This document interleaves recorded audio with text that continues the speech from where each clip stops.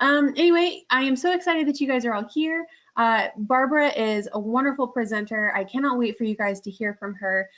We are going to cover just a couple housekeeping things just to answer some questions that I get commonly. First off, if you don't know me, hi, my name is Abby. I'm part of the team over at QGIF, and I see a lot of familiar names logged on right now. So a couple things: if you are a QGIF client and you want to apply any of what Barbara talks about today to your account, let me know. If I can't get you the right information, I will get you to someone who can. And if you are not a QGIF user, that is totally fine. We're so happy you're here. Everything you learned today is going to be applicable to your own fundraising on your own platform. So welcome, welcome. A couple things. I always asked if we are recording this session and if you will get a copy of it. The answer is yes.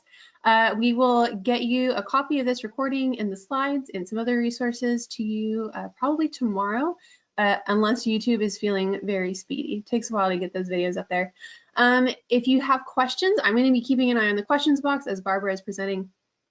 Drop those questions in. I already know that you guys know where the questions box is because you've been talking to me through it today. If we have any questions for Barbara, those are going to be asked at the end of the session. And then if you are active on Twitter, we're going to be tweeting some of the highlights. I would love for you to join us. We're going to be tweeting on the Q webinar hashtag, and I've included QGIV's handle and Barbara's handle as well. So Barbara always posts some really great stuff. You should go give her a follow. And speaking of Barbara, I am going to turn things over to her. She has a ton of wonderful stuff to share with you, ton of great insights. I'm very excited for you to hear it. Awesome. Thank you, Abby. Welcome, everyone. I am super delighted to be here with you today. What a year 2020 was. And I am sure you're like me, where when we turned that virtual or paper calendar page of the calendar to 2021, it was that kind of sigh of relief that we made it through what felt like a decade of 12 months. So what I wanted to do was, since this was such an extraordinary year, last year was such an extraordinary year in so many ways, I wanted to be able to reflect on what were the things that we learned, right?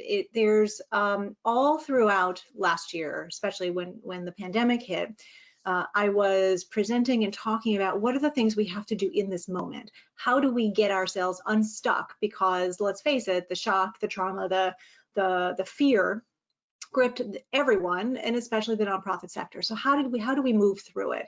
And so as we turned the corner to a new year, I wanted to look at what are the lessons learned, because we're not out of this, right? We all know that that the pandemic continues, the calls for social justice and equity continue, that the hard work of changing our communities, our societies, our world continues. So, and fundraising, of course, continues, because all of your important missions are even more relevant, even more urgent than ever. So I want us to spend a little time today talking through what are those key lessons.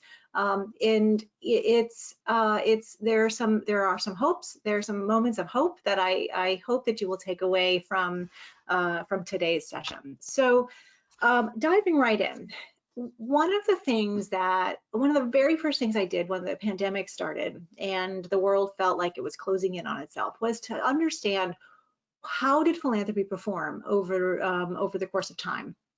We have the benefit now of tracking some trends and understanding how philanthropy is reflected and behaves in relation to what's going on in the market, in the economy. And what was shocking to me was, and actually reassuring, was that during times of economic recession, philanthropy more or less stayed untouched, stayed unfazed, with the exception of the Great Recession in 2009. So you see those three bars towards the right of the screen, 2009, 10, maybe even into 11.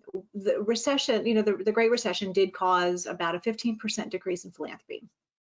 But otherwise, it kept those other yellow bars that you see on the graph are, show a relatively unfazed philanthropic sector. So what was also interesting to me was that you know, the average giving has grown since the 50s, since 1956, I think is when those data points were starting to be tracked.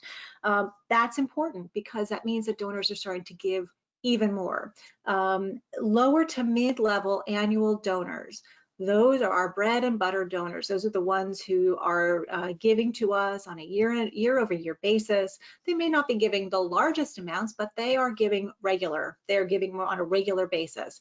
And they have been generally the ones who've remained the most steadfast during the times of economic fluctuations. They have been less impacted by the changes to the stock market and so forth, versus there are large high net worth individuals, foundations, corporations. But if you take nothing away, if you forget all the things I've just said about this particular slide, remember that giving has never stopped. Even going back to the Great Recession, when our economy, our country was in near ruin, economic ruin, giving continued. And in fact, in many cases, it grew.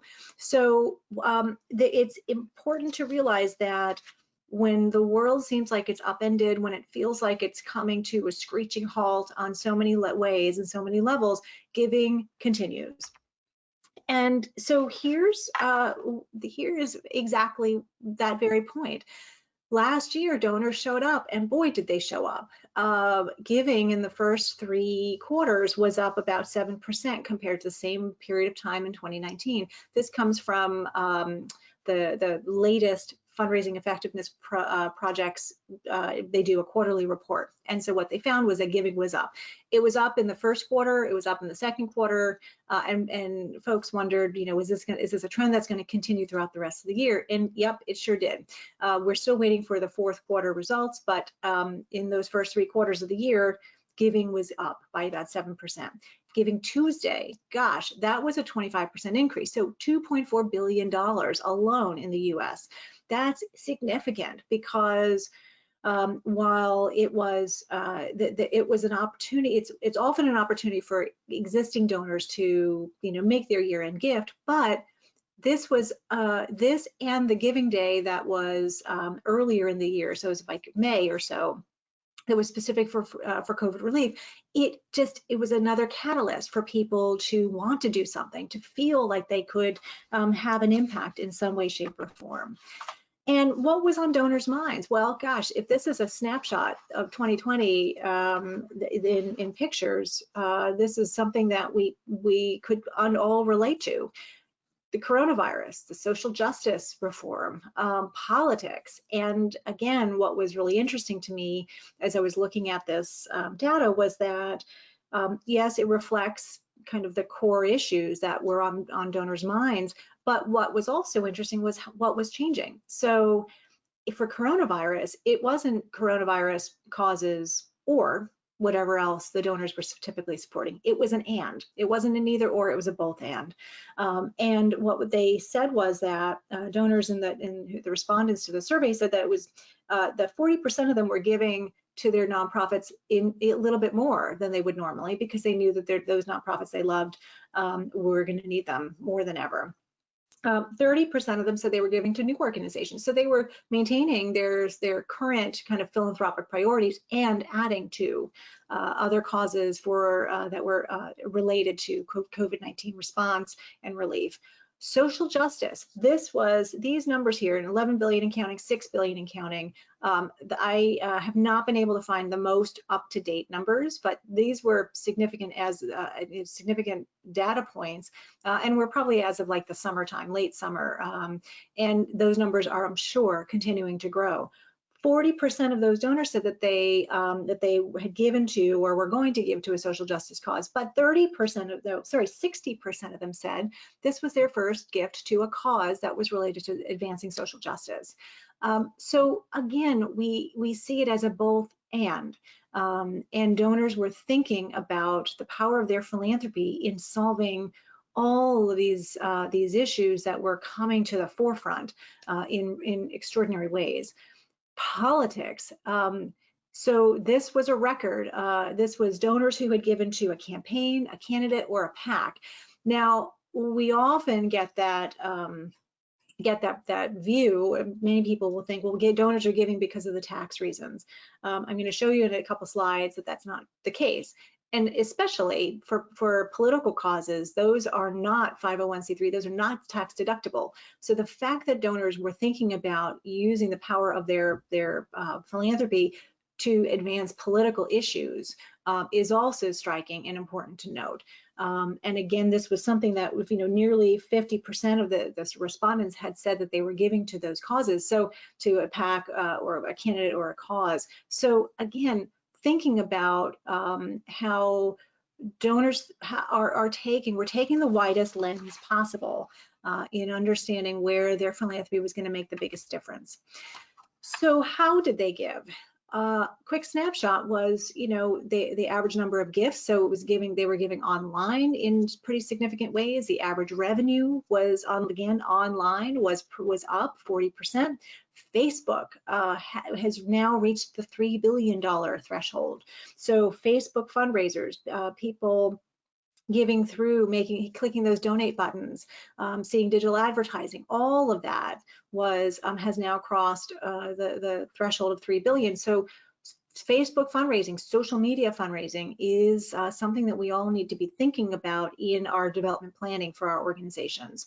And I'll touch upon that a little bit when I get to how to think about these trends for this year.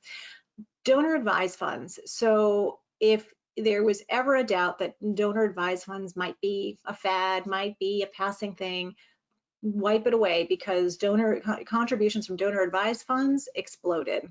And we saw that in fact, it's probably even 50% or above now. So we saw just huge outpouring of contributions from donor advised funds. We knew that there was a significant rise in donor advised fund contributions and creation of DAFs in end of 2017, as the new Tax Cut and Jobs Act went into effect in 2018. And so we have been tracking that this is often a preferred way or one of the ways that donors are giving. So we have to be thinking about, when we are analyzing our individual donor trends, especially, who are the donors who have donor advised funds? Do we know who they are? And how are we messaging all the ways that donors can be supporting us, ensuring that DAFs are part of that conversation? But this is, I don't think that this is a trend that will go away. This is especially, this was an urgent call for amplifying the power of their giving, but it's something that we want to be paying attention to.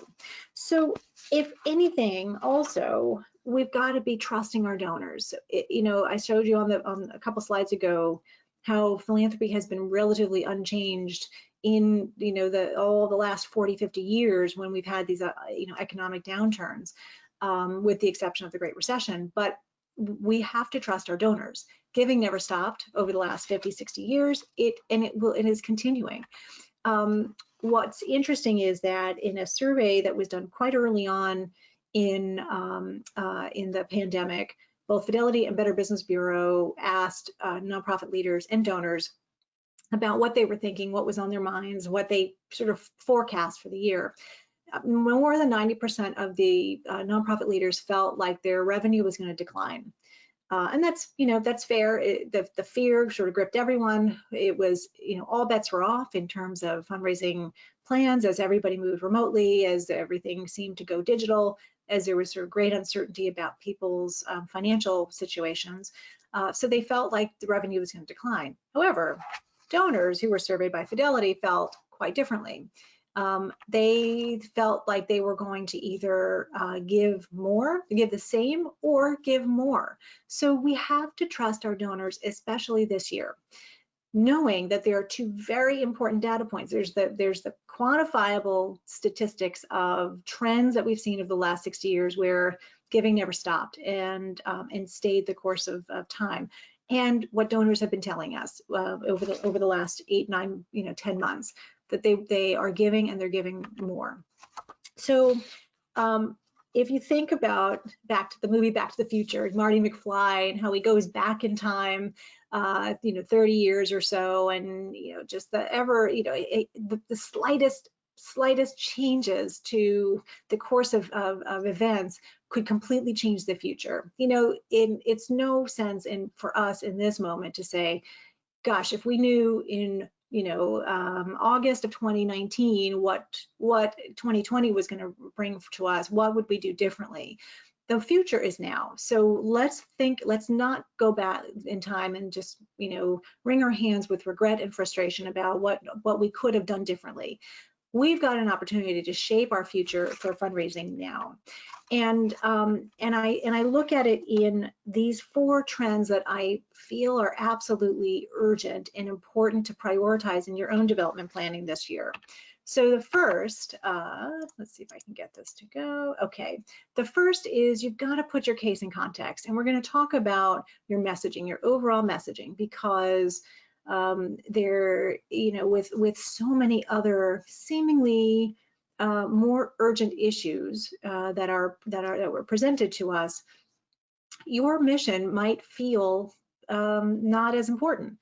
But the reality is, it is important. If it was important before the pandemic, before everything that 2020 threw at us, it's going to be important now. It's going to be important in the future. So we're going to talk about that. Focus on your donor retention. This is if you've ever heard me present before, donor retention always comes up because this is a personal soapbox of mine. We've got a big problem in our sector, and we have to start to think more strategically about our own resources and how we focus our time and energy, because donor retention has a direct correlation to money raised. Multi-channel.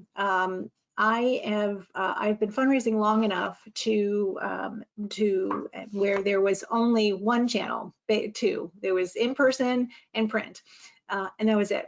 So the whole idea of multi-channel is something that I have a deep appreciation for, because it's all of our experiences, and I'll talk about why that's important. And virtual and tech are here to stay, absolutely. And I'll talk about how we think about that in our own activities. Okay, so your case in context. Why do donors give? I'm curious to know, let's see if I can do this. All right, so I'd love to see all of you, if you can type into the chat, why do you think donors give? Type in what your top reasons are. And Abby, if you can help me read the chat, that would be great. Yeah, absolutely.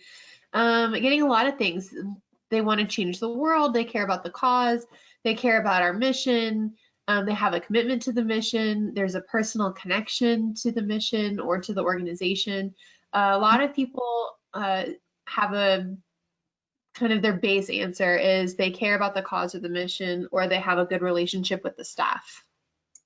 Awesome. Okay, thank you. So yes, absolutely. Belief in the mission, that personal connection, those things that folks typed in, absolutely. And those are the top 2 reasons. Often I see the connection to the staff. Yes, it's in there. It could be in the personal connection. It could be in they're supporting the same organizations every year. So they've developed a rapport with staff. What's interesting is this comes from the U.S. Trust study of high net worth philanthropy from a couple of years ago, but it's also been reflected in other ways in other surveys I've seen. Tax benefit, pretty low. The belief in the mission and that personal connection are the main drivers. So think about those 3 main areas that donors are giving to: COVID-19, calls for social justice reform, and politics. Those were in addition to the other personal reasons, the other personal priorities, philanthropic priorities, and those were because they felt that their gifts could make a difference in some way. So we have to remember that the donors are giving to us because of something that's driven by them. So it is on us to understand why they're giving to us, why us as an organization. And in today's COVID, social justice reform, political climate that we're in, we've got to put our why, so it's a donor's why and then it's our why for existing. We have to put that into context. We have to understand that, and our donors actually are most curious to know, how does our work change because of everything that is now that we're facing, our communities are facing? What is it that is now changing and making your organization's mission different and most valuable? It's what donors want to, what they're curious about is not just how you're doing as an organization, how your staff are doing, how your beneficiaries doing, but it's also how you're going to deliver your why. So what is it that you have to pivot? And I know we all want to get rid of the word pivot, but as the needs probably of your community and your beneficiaries changed all throughout the course of 2020, and your donors were curious about how were you adapting? What were you doing differently? And that's going to continue to change, right? As we move through 2021, these crises, just because we've changed the last digit of the year number, doesn't mean that they're going away. So the issues that you're facing as an organization are likely going to continue to evolve and change. And so donors they want to understand that. And so it's also then the sequence of this this case refinement is your why in context, the how, the way you're going to be delivering your why, and then the what you need. What else do you need to be able to do the how of your why? And I'm very grossly adapting Simon Sinek's start with why terminology and phrasing, because I feel like that's such an important way to be thinking about our own missions. And what I saw last year was there was a huge wide variance in the way nonprofits were talking to donors. There was either silence or hesitancy to really put their mission in this context. There was a worry that it would feel insensitive because coronavirus, social justice reform were more urgent, were higher priorities, were more important. And the reality is we've got to honor those reasons that on the previous slide of the personal impact, the personal drivers, something that's absolutely central to them. As a donor myself, those slides earlier about how donors were giving really resonated with me, because we were giving to causes that we typically give to. We increased our giving to some. We were definitely adding to other causes as those issues were coming up.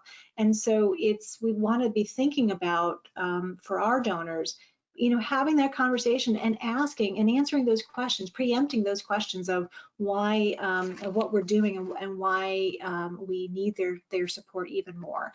Donors, that sense of vulnerability of being open to saying, we've had to change the way our delivery is because of the social distancing, or we knew our beneficiaries were going to need more basic needs, more supportive basic needs versus the educational programming we were typically providing. That's what donors want to hear, and what they are more interested in is your ability to adapt, and then seeing the place that they can play in that adaptation. So donor retention, I could happily spend all day talking about these two really important words in our sector, in our fundraising, in our sector. We have a problem in donor retention. On average, nonprofits are losing more than 50% of their donors each and every year. For first-time donors, we are losing more than 80% of our donors each and every year.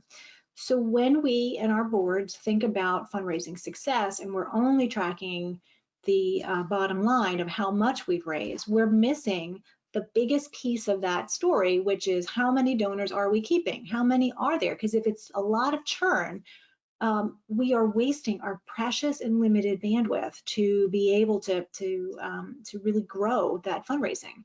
And Adrian Sargent is a British academic. He is with the Institute of Sustainable Philanthropy. He has spent his entire career looking at nonprofit fundraising trends and found that just by improving donor retention by 10% can double the lifetime value of your donor database. So this basically means that, by changing the way we think about our donors, by communicating with them differently, and by focusing on keeping more of them, even by 10%, even by 5%, we can significantly add to the revenue that we raise, because donors are going to feel more valued, they're going to actually give more, they're going to stick around longer. So if you don't do this now, this is the exact moment to start to understand what are your retention rates, what is the average gift for your donors, for your donor file.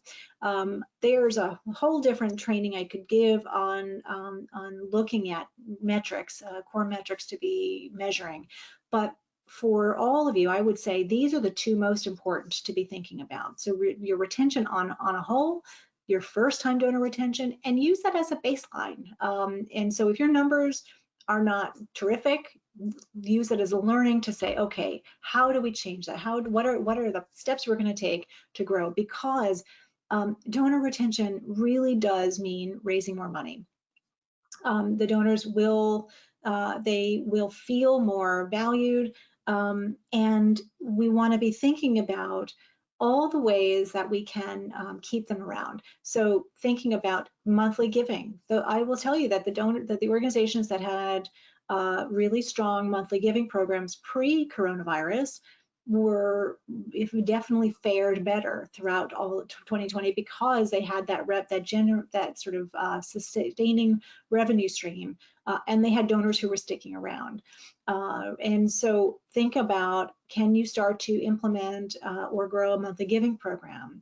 How can you target or segment different groups of your donor base to start to upgrade them? So perhaps you have a mid-level giving program, a giving society of some sort. If you don't, you might consider implementing that this year and start to figure out where you can upgrade to those opportunities. Because let's be honest, and I'm speaking from personal experience myself, donors, we need to have those little nudges. We need to know, we need to be told how can we be most helpful. So if you send out a solicitation and it's not specific in the ask amount or in the ask string that may appear on the pledge form, donors are they're not going to spend a lot of time trying to figure out, did I give to this organization before?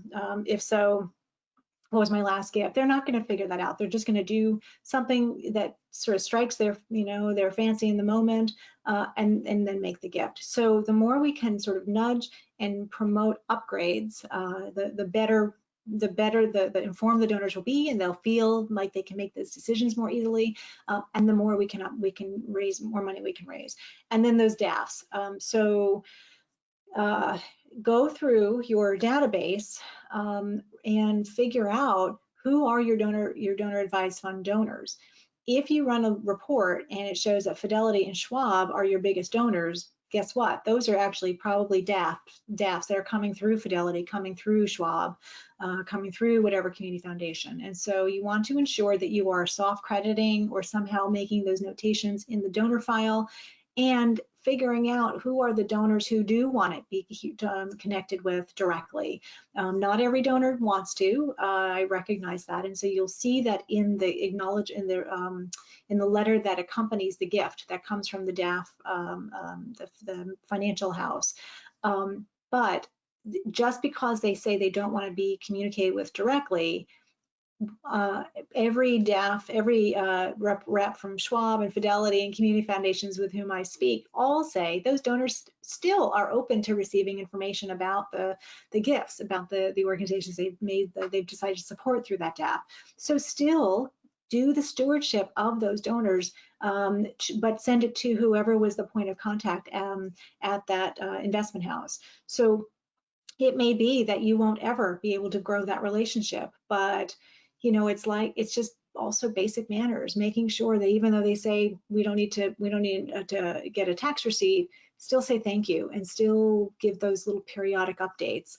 And most importantly, also think about how else can you involve your donors, because donors, they sense it, they feel it when it's a transaction, when it's a transactional relationship.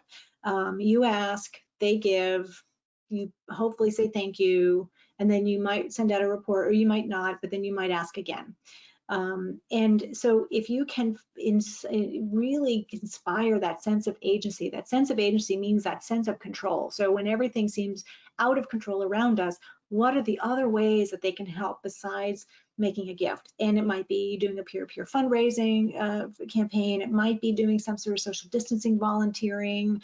It might be making other gifts to you. So if you have a membership program, you might ask them to renew a little bit early. If you have an online shop, you might ask them to make an additional purchase or to buy gift cards for friends. You might have some specific things like financial assistance programs, emergency COVID funds, what have you, very specific purposes, and you can use those in your fundraising.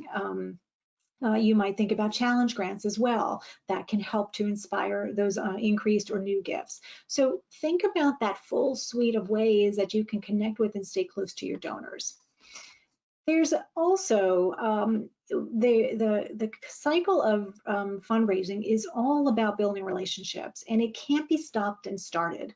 And again, if there's something, one thing I really hold very closely is that 2020 sometimes felt like it was a lot of stop-starts in communications in the nonprofit sector. So, which I get, because you know, we were all trying to manage all these things personally, professionally, and so we want to now, with almost a full year under our belts, ensure that we've got that continuity of communications. So if you see here, everything is answering the question of, did my gift make a difference? You've got personal thank yous and stories of impact. Those personal thank yous could be phone calls. It could be personal notes. It could also be celebrating your donors in newsletters. You could also share video updates. You might think about periodic webinars, state of whatever your organization's name is, with your CEO or your ED. And again, you could open it up to all donors. You could open it up to donors of a certain giving level and above. We obviously can't do in-person visits, but you can do virtual visits. And if you have some sort of research or sort of trends analysis capabilities within your organization, depending on your mission, you might share some of that information, some of that data, to underscore your methodology or to underscore the ways that you have designed your programs. Obviously, we can't do events in person, but we saw that all events last year had to be converted to virtual and to digital. So, you know, think about what, you know, keeping in mind the Zoom fatigue, keeping in mind the natural limitations of virtual, figure out ways to still do some sort of event.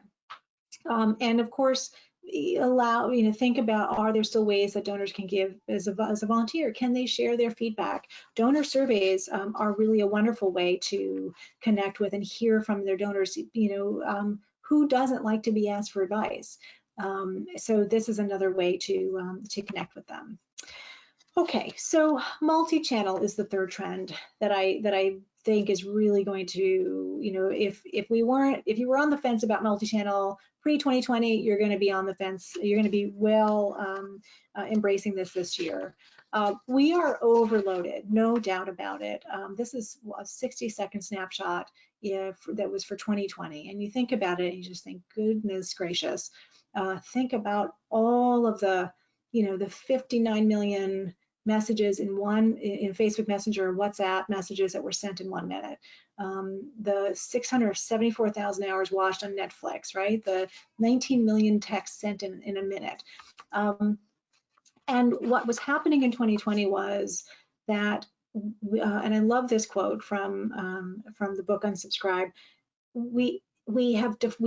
Pre-COVID, we defaulted to, or we had a high preference to using emails, and it is truly like trying to yell at somebody across a crowded intersection while they're rushing to an appointment.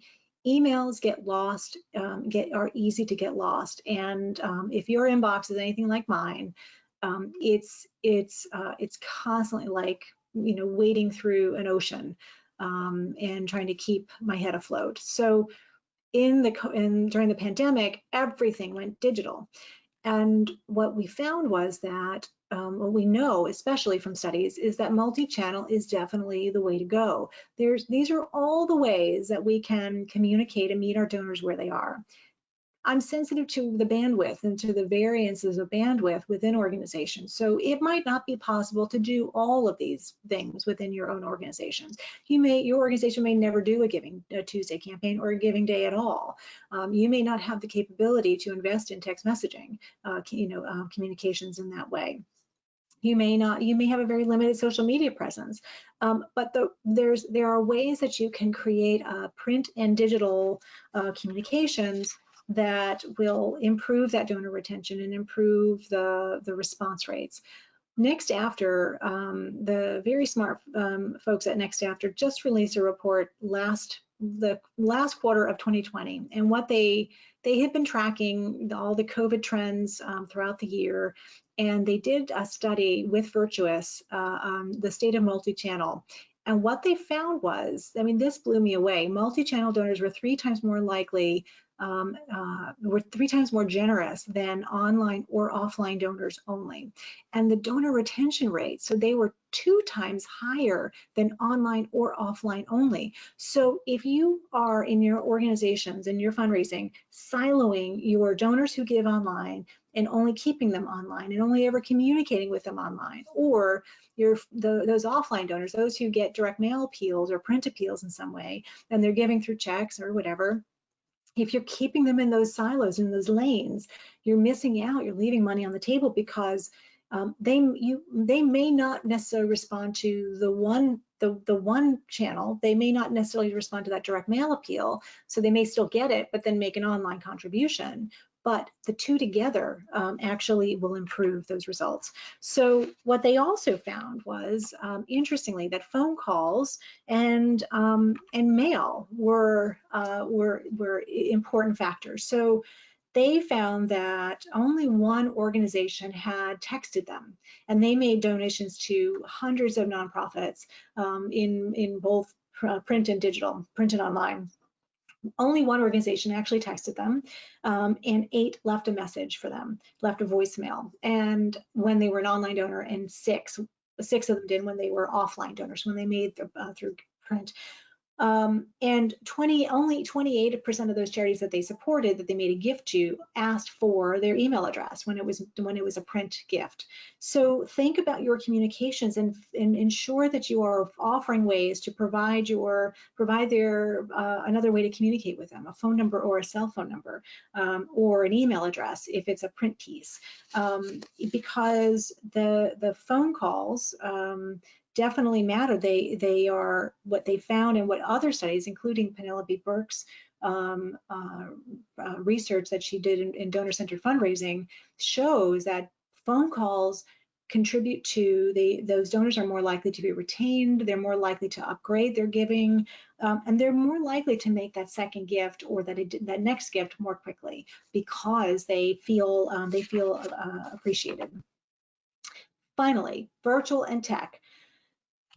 So fundraising events used to be this, right? Used to be fancy galas, and many people felt like this, there's again, a whole different track we could be talking about in the over-reliance of fundraising events for nonprofits, but in how to really maximize those galas or those events so that it's mission-centered, it's focused on who you are and not just a nice event, nice gathering. And we definitely saw this comes from Classy's Why America Gives report, and they found that 30% of those folks, of people who said that they had participated in some sort of virtual event.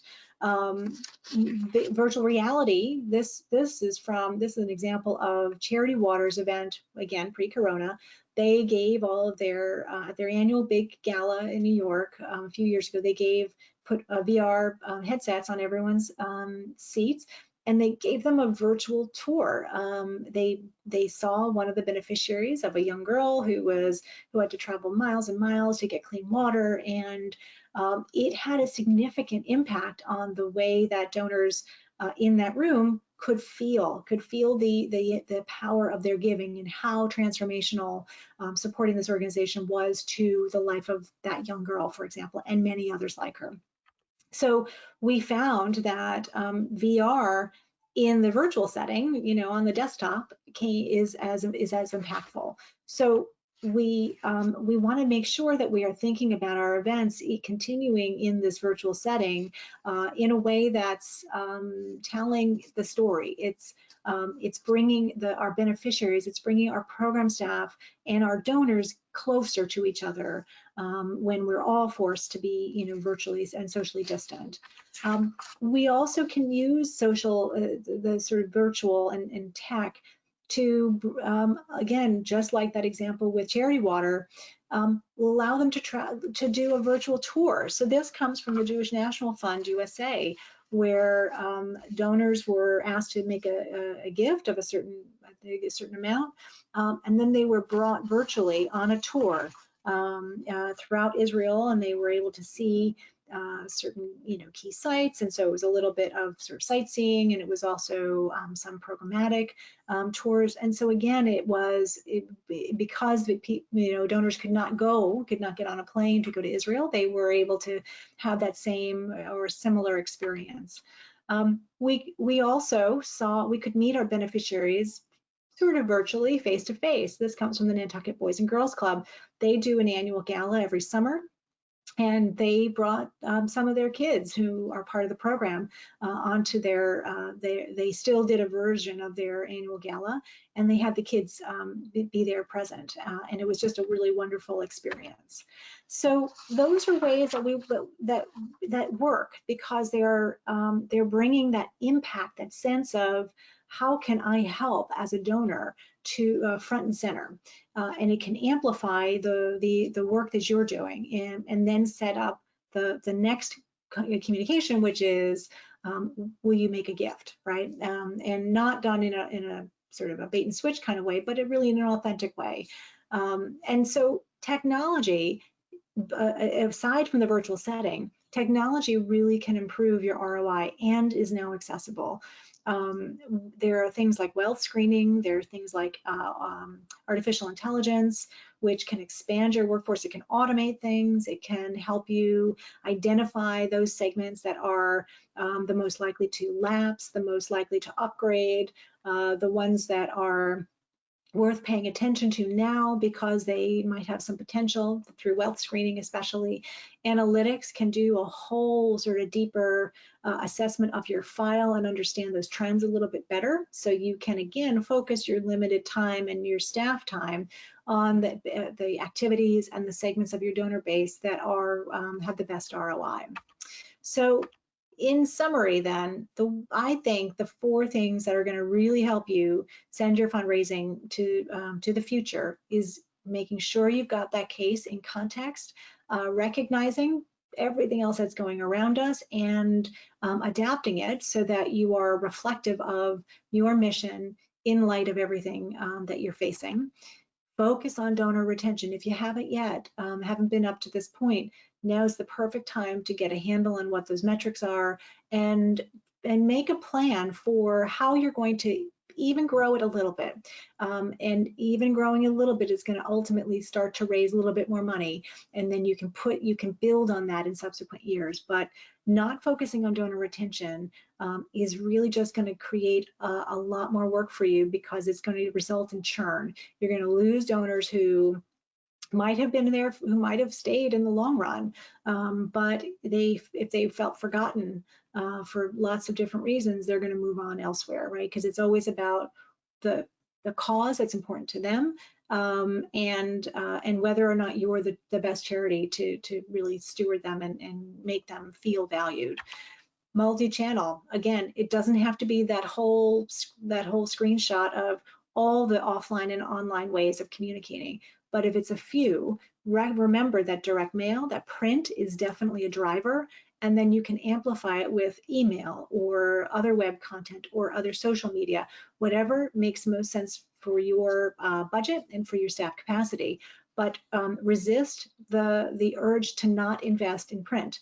Print definitely matters. And what I heard early on when the coronavirus was locking everything down, most mail stopped. Most mail from nonprofits stopped. So resist the urge to hold back your budget, your fundraising budget on print pieces, because it is ultimately going to drive your donors to make gifts. And then just here we are in this virtual world, so let's embrace it. Let's use it in a way that that builds that connection, and it allows those donors to find the meaning in their gifts to you, and it allows you as an organization to use technology to best amplify your limited bandwidth. You are welcome to go onto my website. I've got a lot of resources on there, including some COVID-19 resources as well. And these are all my details. I know Abby shared my Twitter handle. I'm really active on Twitter and on LinkedIn. I'd love to hear from you. If you have questions, don't hesitate to reach out. And with that, Abby, I'm going to stop sharing my screen and pass it back to you. And let's see, what questions do we have?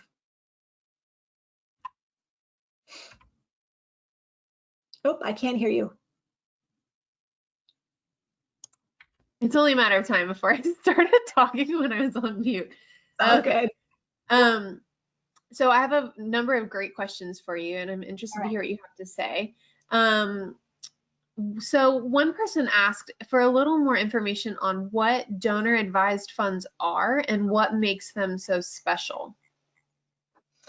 So donor advised funds, the short answer is donor advised funds are basically funds that donors set up at investment houses like community foundations, Fidelity, Schwab, Vanguard, and it allows donors to make larger contributions that are invested. So basically, they make that gift to Fidelity, let's say, and they basically hand over those funds. Let's say they set it up for $5,000.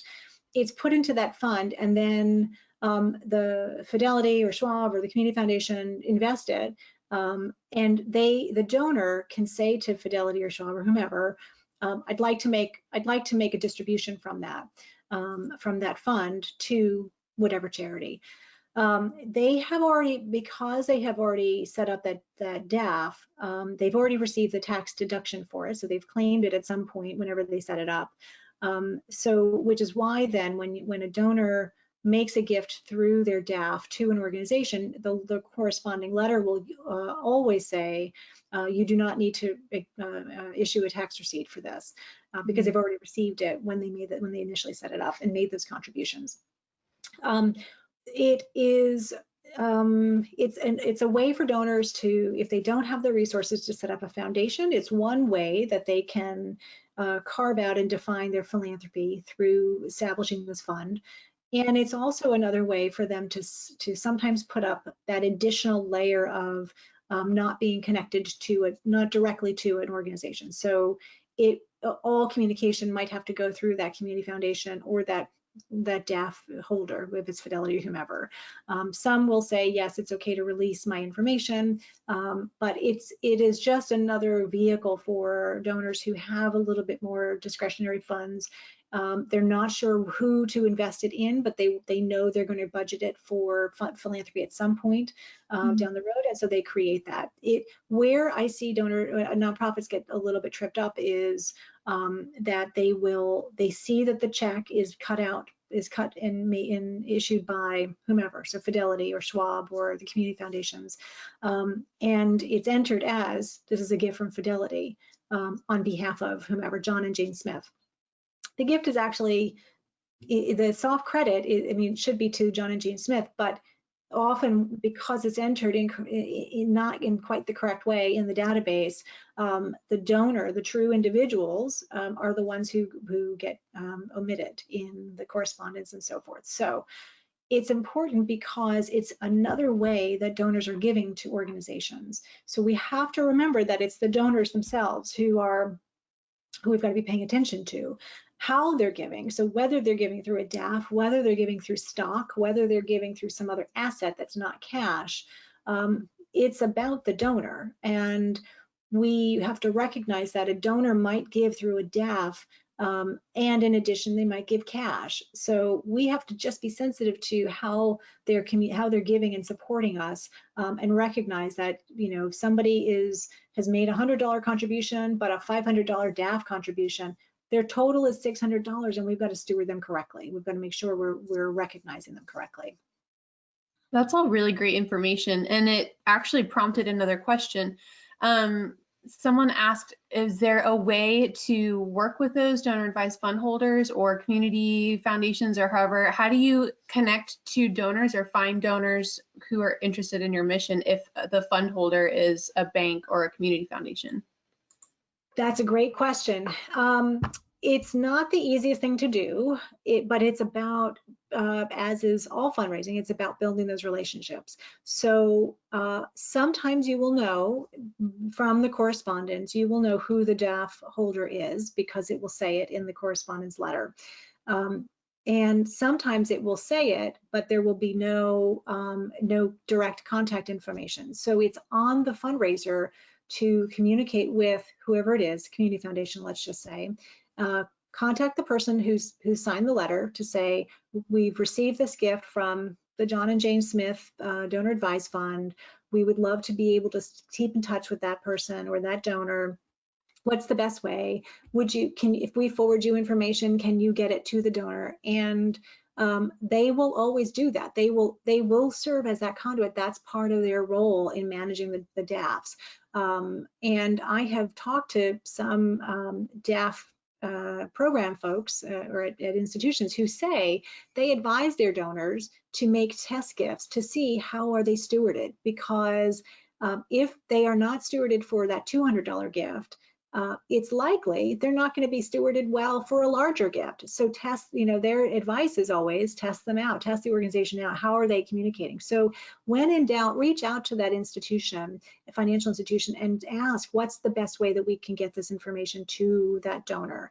How often can we communicate, and so forth. And if you so the other piece of it though is that by building that relationship with that representative from the institution, you are also making them aware of your mission and your organization, because they will sometimes act as advisors to the DAF holders. So a DAF holder may say, I'm really interested in, in homelessness in such and such a community. And if the organizations are aware of who you are as a mission, they might say, this might be an organization you look at. So it works in two ways, because you're not only building the relationship to steward that donor, but you're also raising awareness of who you are, so that those program folks feel more informed when they're advising their donors, their clients. That is all such good information. You actually answered two more questions that people ask about donor advised funds while you were explaining that. So good. That's all wonderful information. And I know that that's part of the nonprofit industry that can be kind of tricky to navigate, especially if you're a smaller organization. Sure. I'm going to switch the topic to your favorite and my favorite, donor retention. And yes, my good friend Cherian is on the webinar, and he asked if you have a limited budget and you have limited staff and limited kind of any resource, what would you say is the most valuable strategy to focus on when you are trying to build and keep your relationships going right now? Cherian, that is a brilliant question. So I would say First of all, making sure, hopefully, the organization has a functioning database of sorts, whereby they can run these stats to know basically how many donors do they have, how many did they have the year before, and do that basic math of what their retention baseline is, what the starting point is. It is, given the limited bandwidth, it's all about mapping out through their development plan what are the touch points that are going to connect with their donors. It could be as simple as making sure you send out, some sort of impact report or, a newsletter quarterly. It could also be making sure you build in personal calls of some sort. So whether from board members, whether from staff or program officers, in segmenting. So calling those first-time donors, calling those donors who upgraded, calling those longest standing donors. Hopefully you can track that easily. It's all about just making those donors feel loved and valued and seen. So those kind of very simple activities can really improve the relationship, because they're gestures that show and that acknowledge who they are. You can go back to doing, like on one of the slides I shared, other things like, ensuring that you're soliciting on a regular basis, but it isn't just soliciting, it's you're asking, and then you're thanking really, really nicely, and then you're reporting back in that cycle. Often nonprofits will default to doing one appeal a year.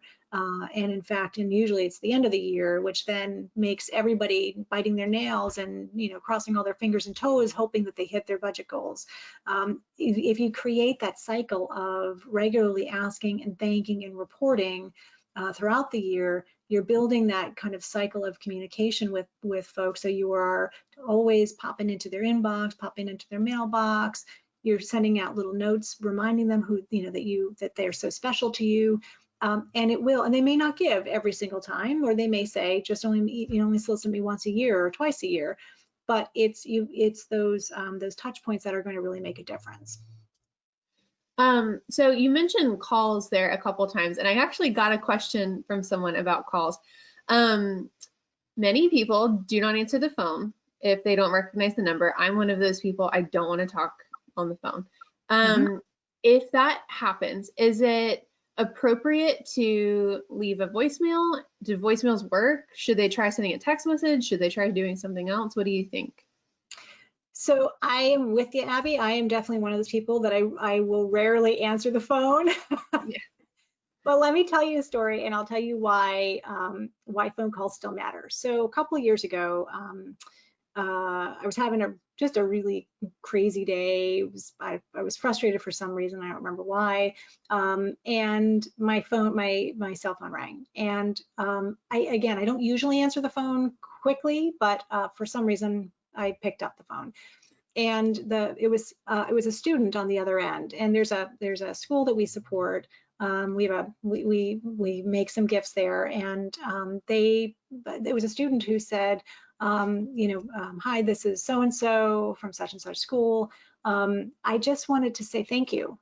And it completely caught me off guard, because I hadn't gotten a call like that before from them. And they said, we know that you make this gift to this fund, and we just want to say we appreciate you. And so that, of course, changed my disposition within a half a second. And I was so curious about who the student was and what they were studying and all these things. And it is something I still remember from a couple of years ago. So if I hadn't picked up the phone, and I will say I got another call like that, I think of maybe last year or the year before. I didn't pick it up, but I got an email from the student caller, totally different student, saying, I'm so sorry I couldn't reach you. I just wanted you to know that I tried to call you to say thank you. And gosh, you know what? I wrote back and said, thank you so much. I was sorry to miss your call. I'm so glad, to hear that you're doing, that you're studying at the school and blah, blah, blah.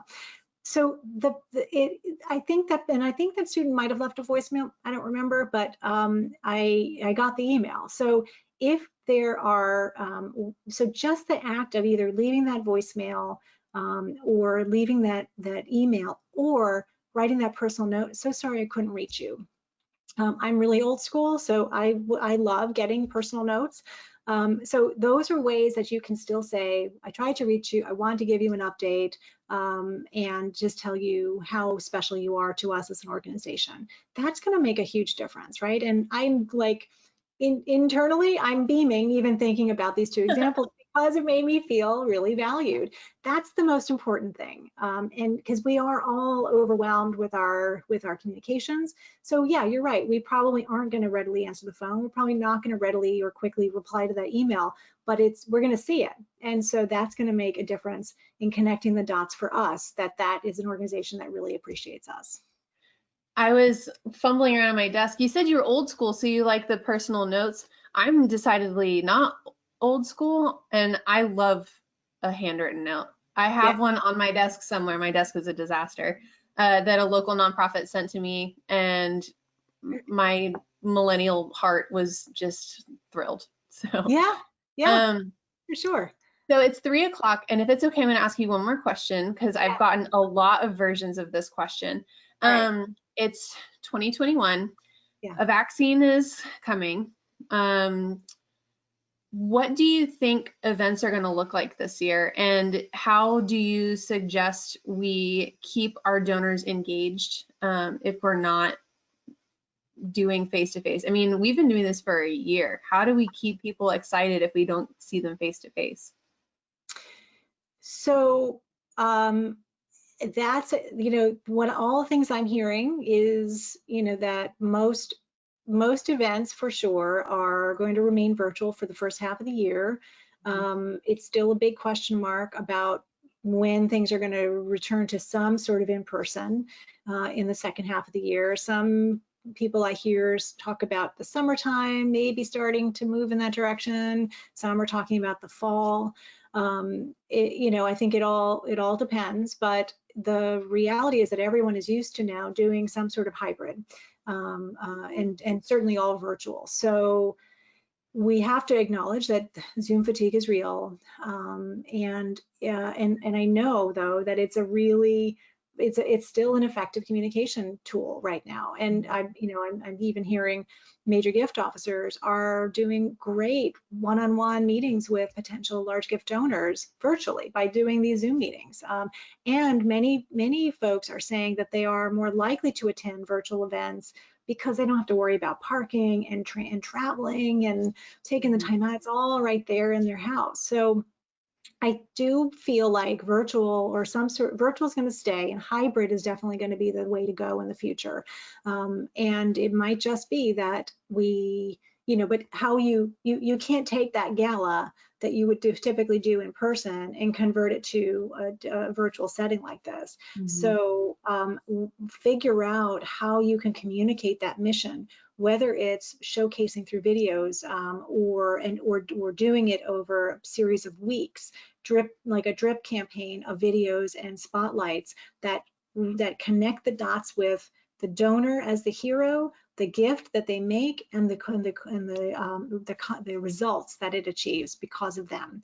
I think smaller events are going to definitely be the way to go for now, and everyone's pretty used to it as long as you keep them really short and powerful and impactful, and that are mission centered. That the people will they'll come if they can do it, and we're also used to it now. So I would say keep doing that, and as we move out of all of this, you may think about keeping some sort of hybrid even in the future, because you'll get those who aren't going to be interested in traveling, even if it's a half an hour to your event.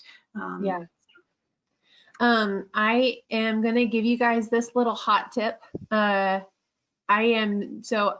The background, I'm doing a research study right now on how nonprofits fared during 2020, what they're planning on for 2021, and then how donors viewed the nonprofit interactions that they had. And I know that a lot of times we like to know what our peers are doing when we're making plans. So if you're considering your event schedule, one of the questions that we asked the nonprofits is how they planned to do their events in 2021. the vast majority of people, I don't remember the data off the top of my head, I just got it. The vast majority of people said they were doing hybrids, and a very large number of people said that they were doing virtual only. So a commenter in the audience right now mentioned that even if people have vaccines, a lot of people, I'm not going to get it as early as my grandma will. So I may not be able to go to events in the fall, but a hybrid event is useful for me. So what a lot of nonprofits are doing is they're planning their events. They're planning to have some in person. So there may be a holiday gala, there may be a summer brace or something, but they are taking pains to make it virtually accessible as well. So if you don't want to go to your board and say, I think we should wait and do a hybrid event, or I think we should hold off and just keep it all virtual, you can put that in your back pocket. Other nonprofits are doing virtual and hybrid. A very, very, very small percentage said that they're planning on being fully back by the end of the year. So if you like statistics that you can use when you're talking to your board, keep an eye out on that. There are so many amazing questions that we've gotten that we haven't been able to speak on. A lot of them are about things like how to get your board engaged, how to plan a virtual event.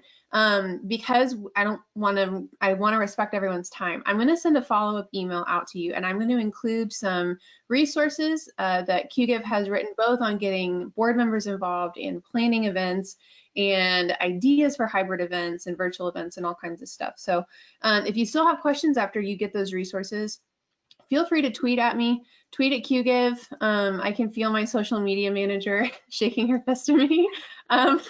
Get a hold of us, and we want to talk to you. We want to share ideas and share examples and share resources. So let us know how we can help you. The webinar is over, but the relationship doesn't have to be. We want to work with you and help you out. Thank you, Barbara, so much for coming and hanging out with us. Your insight is fantastic. I got so many positive comments in the questions box. People really loved what you had to say. Everyone, thank you for giving us your time. You're fundraisers, and we know that you are really busy and your time is valuable, and we really appreciate you spending it with us today. Sure. Keep an eye on your inbox. We'll be in touch. Bye, everybody. Bye, everyone. Thank you.